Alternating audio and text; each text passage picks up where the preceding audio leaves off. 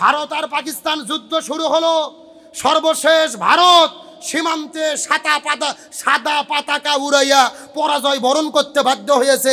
চিৎকার করে বলেন আল্লাহু আকবার। ভারত পাকিস্তান যুদ্ধ হলো কয়দিন হলো আপনারা জানেন না? ভারত আর পাকিস্তান যুদ্ধ চলতে চলতে ভারতই যুদ্ধ শুরু করেছে, পাকিস্তান এমন মার দেওয়া শুরু করছে, ভারত পরাজয় বরণ করে বলতেছে যুদ্ধ বিরতি। আল্লাহু আকবার বলেন। তার মানে পাকিস্তানের ভয়ে ভারত যুদ্ধ বন্ধ করে দিল। পাকিস্তান দেশ ছোট, পাকিস্তানের জনগণ কম, কিন্তু পাকিস্তানের আছে যেটা, সেটা হলো ইমানের শক্তি। কথা বলে না কেন? আমরা দেখেছি পাকিস্তানের একটা মহিলা পাইলট, নাম হলো আয়েশা কুরাইশি। এই মহিলা পাইলট ভারতের যুদ্ধ বিমান যখন পাকিস্তানের আকাশে গেছে, মহিলা পাইলট গুলি করে ওই সামরিক যুদ্ধ বিমানকে মাটির মধ্যে ধ্বংস করে ভূপাতিত করে ফেলেছে। আল্লাহু আকবার বলেন। এ ছেলে মানুষটা মেয়ে মানুষ, মহিলা আয়েশা কুরাইশি তার নাম।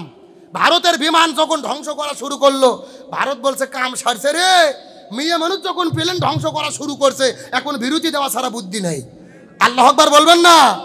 ভালো করে বোঝেন, ভারত দেশ বড়, লোক বড়, অস্ত্র বেশি, কিন্তু আমরা মানুষ কম। আমাদের কিসের শক্তি? আরো জোরে বলেন কিসের শক্তি? সুতরাং ভারত পরাজিত হয়েছে। আমার নবী হাদিসের মধ্যে বলে পরাজিত হতেই হবে। আমার আগে এক ভাই আলোচনা করেছেন, আমার নবী সুনানে আবু দাউদ মুসনাদ আহমদ শরীফের হাদিসের মধ্যে বলেছে কিয়ামতের আগে হিন্দুস্তানে একটা যুদ্ধ হবে, গাজওয়াতুল হিন্দ। এই যুদ্ধের ভেতরে ইমানদার বেঈমানদের বিরুদ্ধে যুদ্ধ হবে। এই যুদ্ধে 3 ভাগ মুসলমানের ভেতরে 1 ভাগ মুসলমান পালিয়ে যাবে, 1 ভাগ মুসলমান শহীদ হবে, আর 1 ভাগ মুসলমানের নেতৃত্বে হিন্দুস্তান বিজয় হবে, ভারতীয়রা পরাজিত হবে। আমার নবী বলেছে হিন্দুস্তানের গাজওয়াতুল হিন্দের ভেতরে ভারত পরাজিত হবে, অতএব পরাজিত হতে বাধ্য। এর আমাদের ভয় পাওয়ার কোনো টেনশন আছে? ভালো করে বোঝেন, মুসলমান আমরা বাঁচলে শহীদ, বাঁচলে গাজী, মরলে শহীদ। আমাদের কোনো ভয় আছে? আমরা যখন জিহাদ করতে নামবো চিন্তা করো মরে গেলেই শহীদ, জান্নাতের দরজা খোলা। আর ওই ভারতের যারা ধুতি পরে, কথা কন না গা, এরা তো যাবে আর ভয় করবে, যাবে আর ভয় করবে। কারণ আমাদের জীবন দেওয়ার কোনো ভয় নাই।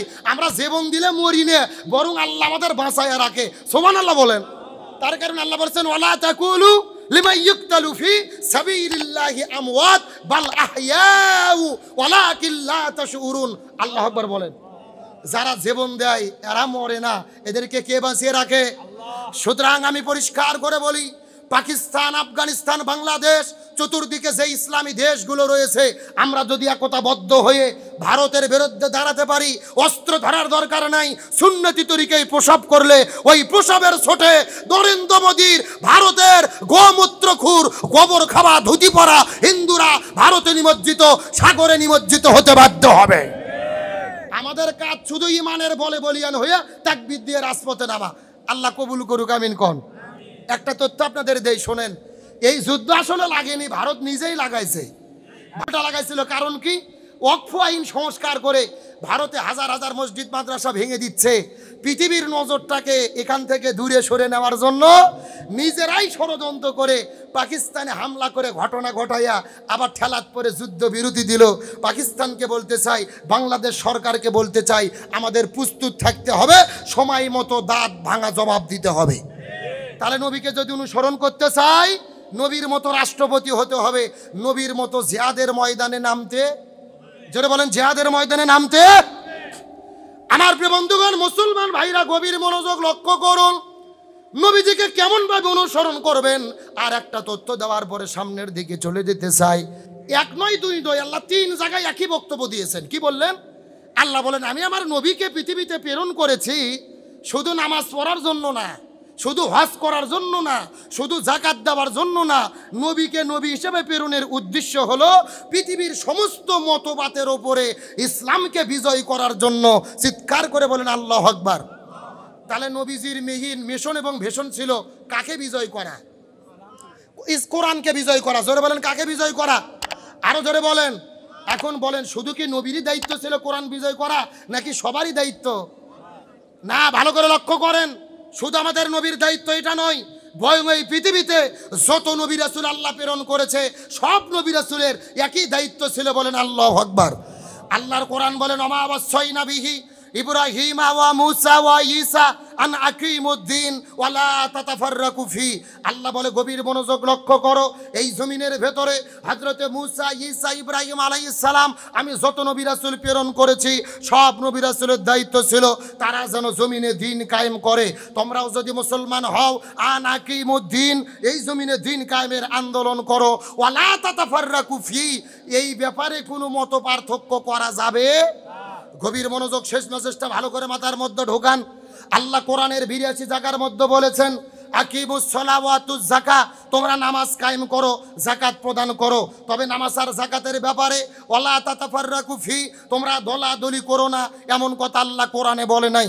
আল্লাহর কোরআন বলেছেন ওয়ালিল্লাহি আলান নাসি হিজ্জুল বাইত, যদি তোমাদের সামর্থ্য থাকে হজ করো, তবে হজের ব্যাপারে ওয়ালা তাতাফাররাকু ফি, তোমরা দলাদলি করো না, এমন কথা আল্লাহ কোরআনে বলেনি। কিন্তু আল্লাহর কোরআন বললেন আনাকিমুদ্দিন, তোমরা দিন কায়েম করো, ওয়ালা তাতাফাররাকু ফি, এই ব্যাপারে কোনো দলাদলি করা যাবে না। তার মানে আল্লাহ খুব ভালো করে জানে নামাজ, রোজা, হজ, যাকাত, জিকির, তাসবিহ প্রত্যেকটা ইবাদত নিয়ে এই জমিনে কোনো দলাদলি হবে না। যত দলাদলি হবে এই জমিনে কোরআন বিজয়ের আন্দোলন নিয়ে। আল্লাহর বক্তব্য সঙ্গে কি একমত? আজকে বাংলাদেশের দিকে লক্ষ্য করে দেখেন তো দেখি, নামাজ পড়লে কি কোনো বিপদ হয়? হজ করলে বিপদ হয়? যাকাত দিলে বিপদ হয়? একটা মাত্র ইবাদত করলে বিপদ হয়। এই বাংলাদেশে তারাই বিপদে পড়েছে যারা জমিনের ভেতরে কোরআন বিজয়ের আন্দোলন করেছে। সুতরাং আমি আপনাদের বলতে চাই, নবীজির মিশন এবং ভিশন হলো জমিনে কোরআন বিজয় করা। ওই কোরআন বিজয় হোক, এটাকে আমরা চাই। জোরে বলেন চাই। এই কোরআনকে বিজয় করতে যেয়ে যদি ঘর বাড়ি ছাড়তে হয় রাজি আছেন, জেলেবন্দি হতে হয় রাজি আছেন।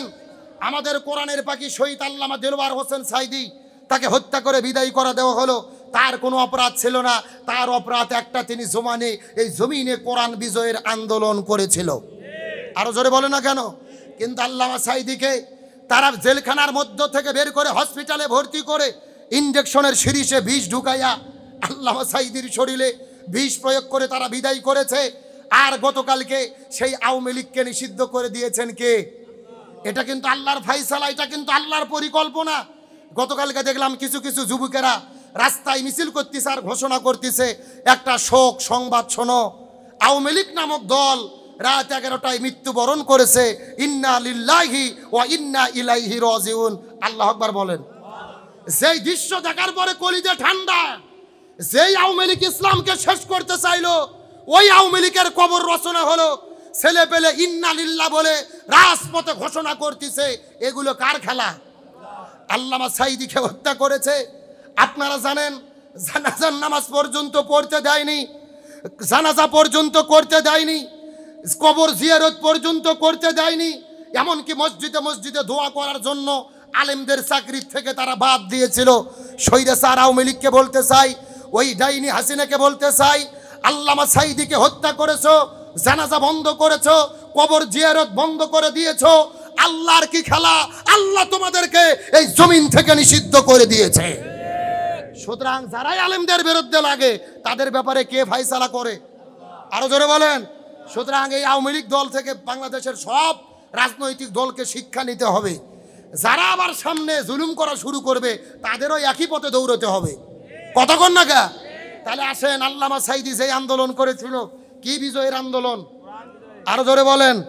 এই বাংলাদেশে আমরা শান্তি চাই কি চাই না? এই যে বাংলাদেশ ডক্টর ইউনূস সরকার দেশ চালাচ্ছে, হাসিনা পালিয়ে গেল, চুরি ডাকাতি কি বন্ধ হয়েছে? সাদাবাজি বন্ধ হয়েছে? সিএনজি স্ট্যান্ড দখল করা বন্ধ হয়েছে? ভালো করে বোঝেন। চুরি বন্ধ করবেন কেমনে? আমি মনের দুঃখ কাকে বলবো? 3 বছর হলে আমার মসজিদে নামাজ পড়াই। গত 3 দিন আগে আমার মসজিদের জানালা দিয়ে ঠাই গিলাস লাগানো ছিল, চোরেরা আসে, বুঝতে পারেন নাই, চুরি করে নিয়ে চলে গেছে। মসজিদের গিলাস, জানালা ঠাই গিলাস চুরি হয়ে গেছে। 3 বছর ধরে ওয়াজ করতেছি রে, খুতবা দিচ্ছি, বক্তব্য দিয়ে দিয়ে গলা ফাটে, আমরা মরে যাচ্ছি। আমরা মসজিদের ঠাই গিলাস চুরি করা বন্ধ করতে পারতেছি না। দেশের চুরি বন্ধ হতো বহু দূরের কথা। কথা কর না গা? আমরা মসজিদে বক্তব্য দেই, মুসল্লির জুতো চুরি হয় না? দুপচাষে মনে হয় না, বগুড়া জেলাত হয় না? তাহলে আমাদের ওয়াজ দিয়ে যদি জুতো চুরি বন্ধ না হয়, আর মসজিদের মাইক চুরি, গিলাস চুরি বন্ধ না হয়, চুরি ডাকাতি বন্ধ হবে? ভালো করে বোঝেন কি দিয়ে চুরি বন্ধ করবেন। আল্লাহর কোরআন বলেছেন ওয়াসারিকু ওয়াসারিকাতু ফাকতাউ আইদিয়াহুমা, কেউ যদি চুরি করে ছেলে হোক অথবা মেয়ে হোক উভয়কে ধরার পরে তাদের দুই হাত কেটে দিতে হবে। কার কথা? আজকে বাংলাদেশে একজন চোরকে ধরার পরে বাইতুল মুকাররমের উত্তর পাশে দাঁড় করে যদি হাত কেটে দেওয়া হতো, এই রকম শত শত ক্যামেরা আর মিডিয়া টেলিভিশনগুলো ডাইরেক্ট যদি লাইভ সম্প্রচার করে পরিচালনা করে লাইভ দেখা দিত টেলিভিশনের ভেতরে, ফেসবুক ইন্টারনেটের ভেতরে, এক চোরের হাত কাটলে বাংলাদেশের বাকি চোরেরা এমনিতেই তৌবা করে ভালো হতে বাধ্য হতো। কথা কন না গা, মাথার টুপি দিয়ে ঘোরা শুরু করতো। কিন্তু আমরা জুমার দিনে ওয়াজ করি আল্লাহ বাংলাদেশকে চুরি থেকে মুক্ত করেন, চোরও পিছন দিক থেকে কয় আমিন। কতক্ষণ নাকা ওরা চিন্তা করছে হুজুর যতদিন দোয়া করবে আমাদের চুরি বন্ধ হবে না, কারণ চুরি বন্ধ করতে গেলে কিসের আইন লাগবে? আরো জোরে বলেন। তবে আয়াতের একটা ব্যাখ্যা শোনেন, সব চোরের কিন্তু হাত কাটার দরকার নেই। চোর হলো দুই প্রকার, একটা হলো অভাবে চুরি করে, দুই নম্বর স্বভাবে চুরি করে। আলু চোর, বাগুন চোর, পিঁয়াজ চোর, মূলো চোর, এগুলো স্বভাবে চুরি করে না, এরা চুরি করে অভাবে। এদের হাত কাটার কথা ইসলাম বলেনি। ইসলাম কি বলেছে? বলেছে এদের কাজকর্মের ব্যবস্থা দাও, ভালো করে রুজি রোজগারের ব্যবস্থা করো, চুরি বন্ধ হয়ে যাবে। কিন্তু হাত কাটতে হবে কাদের? যারা স্বভাবে চুরি করে। এসি ঘরের মধ্যে বসে থাকে, কলমের খোসা মারিয়ে কোটি কোটি টাকা চুরি করে বেগুন পাড়া তৈরি করে, বিদেশে টাকা নিয়ে যায়, এগুলো কি অভাবে চুরি করে না স্বভাবে? আরো জোরে বলেন। আর আল্লাহর কোরআন বলতিছে এই স্বভাবে যারা চুরি করে এদের হাত কাটা লাগবে আগে। আর এই জন্য এই ভাটপাড়েরা চায় না যেন চুরি করার আইন সংসদে পাশ হয়, কারণ ওরা চিন্তা করছে চুরি করার আইন যদি কায়েম হয় আলু চোর ডাকাত চোরের হাত কাটা পড়বে না, আগে হাত কাটা বলবে আমাদের। কথা বলে না কেন? আর একটা কথা বলে শেষ করবো, আমার দিকে লক্ষ্য করেন। তাহলে চুরি ডাকাতি বন্ধ করতে গেলে কোরআন লাগবে। বাংলাদেশে জেনা ব্যভিচার আছে না নাই? জোরে বলেন। ধর্ষণ আছে না নাই? ধর্ষণ রাজানে ব্যভিচার চলতেছে। গতকালকে দেখলাম হঠাৎ করে একটা মেয়ে লাইভে এসে দেখা গেল তার বাবাকে নিজে চাকু দিয়ে জবে করে হত্যা করেছে। নাউজুবিল্লাহ বলেন। এ বলতেছে আমার বাবা আমাকে ধর্ষণ করেছে। আমি দেখার পরেই ভিডিওটি বিশ্বাস করি নাই। আজকে তদন্ত করে দেখা যাচ্ছে পুলিশ ওই মেয়েটিকে গ্রেপ্তার করেছে। তদন্ত করে দেখা যাচ্ছে বাবা মেয়েকে ধর্ষণ করেনি, ওই মেয়েই ড্রাগ অ্যাডিক্টেড, মদ খাইতো, ইয়াবা খাইতো, বাবা খাইতো। এগুলো যখন আসক্ত হয়ে বাড়ির মধ্যে মদ পান করে বাবা বাধা দেওয়ার কারণে বাবাকে হত্যা করেছে। জোরে বলেন নাউজুবিল্লাহ। এই মেয়েটির চেহারা দেখবেন আপনারা, মাথার মধ্যে চুল নাই, জিন্সের প্যান্ট শার্ট পরে আছে। ওটা ছেলে না মেয়ে, লেডিস না জন্ডিস বোঝার কোনো বুদ্ধি নাই। অথচ বাবাকে দোষ দিয়েছে বাবা ধর্ষণ করেছে। নিজে বান্ধবীদেরকে বাড়িতে ডেকে এনে নিশা পান করতে না পেরে বাবাকে হত্যা করলো। প্রশাসনকে বলি একে শুধু গ্রেপ্তার করলে হবে না, একে প্রকাশ্য দিবালোকে বাংলাদেশে ফাঁসির দড়িতে ঝুলাতে হবে। এখন আসেন হত্যার পরিবর্তে হত্যা। জিনা যদি বন্ধ করতে চাই, ধর্ষণ যদি বন্ধ করতে চাই, আল্লাহর কোরআনের ফয়সালা কুতিবা আলাইকুমুল কিসাস, জীবনের পরিবর্তে জীবন, হাতের পরিবর্তে হাত, পায়ের পরিবর্তে পা, জীবনের পরিবর্তে জীবন, চোখের পরিবর্তে চোখ। এই বিধান বাস্তবায়ন করার দরকার আছে না নাই? আর এই আয়াতের আমি বর্তমানে গবেষণা করে দেখতেছি, এই আয়াতের ব্যাখ্যা হলো আয়না ঘরের পরিবর্তে আয়না ঘর। এ কথা কোনাকা যারা আয়না ঘর তৈরি করে আলেমদের বন্দি রেখেছিল, এদেরকে জেলে রেখে জামাই আদর করলে হবে না, এদেরকে আয়না ঘরে বন্দি রাখতে হবে। আসলে আমি বলতে চাচ্ছিলাম ধর্ষণ জেনা ব্যভিচার কেমনে বন্ধ করবেন? আল্লাহর কোরআন বলেছেন ওয়াজ্জানিয়াতু ওয়াজ্জানি ফাজলিদু কুল্লা ওয়াহিদিম মিনহুমা মিয়াতা জালদা। বিয়ে করার আগে যদি কেউ জেনা করে 100টা বেতের আঘাত করে এদেরকে বিয়ে পরে দিতে হবে। আর বিয়ে করার পরে যদি কেউ জেনা করে বুক পর্যন্ত মাটিতে পুঁতে রেখে পাথর মেরে হত্যা করতে হবে। হুকুম কার? আরো জোরে বলেন কার? আজকে বাংলাদেশের এক জেনাকারীকে ধরে প্রকাশ্য দেবালোকে বাইতুল মুকাররমের উত্তর পাশে বুক পর্যন্ত পুঁতে রেখে পাথর মেরে যদি হত্যা করে লাইভ সম্প্রচার করে সবাইকে দেখানো যেত, জেনা করা তো দূরের কথা, এই বাংলাদেশে যুবকদের ইফটিজিং পর্যন্ত বন্ধ হয়ে যেত। তার মানে বোঝা গেল জেনা ব্যভিচার যদি বন্ধ করতে চাই, সুদ ঘুষ দুর্নীতি যদি বন্ধ করতে চাই, কিসের বিধান লাগবে? সবাই আরো জোরে বলেন কিসের বিধান? তাহলে আমার নবীজিকে অনুসরণ করতে হবে। নবীজির জীবনের সবচেয়ে বড় সুন্নাত এই জমিনে কোরআনকে বিজয় করা। নবীর যেই দায়িত্ব ছিল সব নবী রাসূলের দায়িত্ব একই দায়িত্ব ছিল। সুতরাং সেই নবীকে অনুসরণ করে এই জমিনের ভেতরে কোরআনকে বিজয় করতে আমরা কি রাজি আছি? জোরে বলেন রাজি আছি? সুতরাং সর্বশেষ ঘোষণা, এই বাংলার জমিনে আমাদের প্রিয় ভাই আবু সাইদ বন্দুকের কাছে বুক পাতিয়ে দিয়ে চিৎকার করে বলেছিল, আমার মনে দারুণ ঝড়, বুক পেতেছি, গুলি কর। লক্ষ জনতা রাজপথে নেমেছে, স্বৈরাচার পালাতে বাধ্য হয়েছে, আওয়ামী লীগ নিষিদ্ধ হয়েছে। আবার যদি প্রয়োজন হয়, আলেম ওলামা যদি ডাক দেয়, এই জমিনের ভেতরে কোরআন বিজয় করার জন্য, ইসলামী বিপ্লব কায়েমের জন্য, কোরআনের শাসন কায়েমের জন্য প্রয়োজনে নিজেদের জীবনকে উৎসর্গ করে দিতে কারা কারা রাজি? দুটি হাত আল্লাহকে তুলে দেখান। আল কোরআনের আলো, আমার নবী তোমার নবী, দুনিয়ার মুসলিম। আল্লাহ কবুল করুক, বলেন আমিন। এতক্ষণ পর্যন্ত আমি সংক্ষিপ্ত সময়ে ভাঙা ভাঙা আলোচনায় যেই বিষয়টা বুঝতে চাইলাম, রসুলকে নেতা হিসেবে মানতে হবে, আর রসুলকে অনুসরণ করতে গেলে রসুলের সমাজ জমিনে কায়েম করতে হবে। রসুলের মূল দায়িত্ব কোরআন কায়েম করা ছিল। আমরাও এই বাংলার জমিনে কোরআনকে বিজয়ের জন্য কাজ করব ইনশাআল্লাহ। আল্লাহ তাআলা এই জমিনে কোরআন বিজয়ের পক্ষে কাজ করে আমাদের এই বাংলাদেশটাকে কোরআন প্রতিষ্ঠিত করে আল্লাহ তাআলা আমাদের জান্নাতের মেহমান হওয়ার মতো তৌফিক দান করুক। সকলে বলেন আমিন। আসসালামু আলাইকুম ওয়া রাহমাতুল্লাহি ওয়া বারাকাতুহু।